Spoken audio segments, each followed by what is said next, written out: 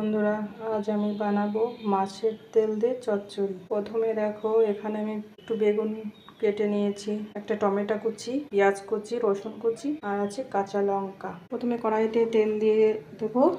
বেশি একটা তেল দেবো না, যেহেতু মাছের তেলটা দিয়ে বানাবো, ওটাতেও তেল ছাড়বে।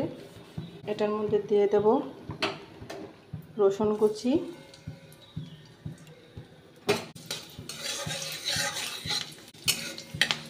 রসুনটা একটু ভাজা ভাজা হয়ে গেলে দিয়ে দেবো একটা পেঁয়াজ কুচি,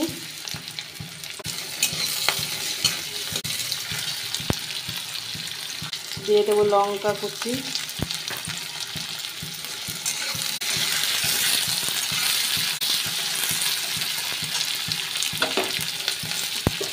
দেবো এর মধ্যে টমেটো কুচি, দিয়ে দেবো আমি বেগুন,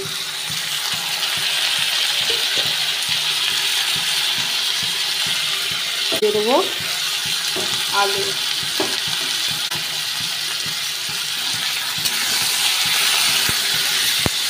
এটাকে আমি নেড়ে ছেড়ে ভালো করে কষিয়ে নেব।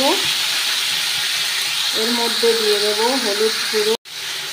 হলুদ গুঁড়ো, পরিমাণ মতো লবণ। এটাকে দিয়ে ভালো করে নেড়ে ছেড়ে কষিয়ে নেব। তেলটাকে লবণ হলুদ মাখিয়ে নিয়েছি, এটা একটু ভাজা ভাজা হয়ে গেছে। মাছের তেলটাকে এবার দিয়ে দেব। কিছুক্ষণ এটাকে আমি ঢেকে দেব, দেওয়ার পরে মাছের তেলটা ছেড়ে দেবে। রেডি হয়ে গেছে আমার মাছের তেলের চচ্চড়ি। এটাকে আমি নামিয়ে নেব, তেল ছেড়ে দিয়েছে। রেডি হয়ে গেছে আমার মাছের তেলের চচ্চড়ি। তোমাদের যদি ভালো লাগে কমেন্ট করে জানিও। মাছের তেলের চচ্চড়িটা খেতে খুবই ভালো লাগে।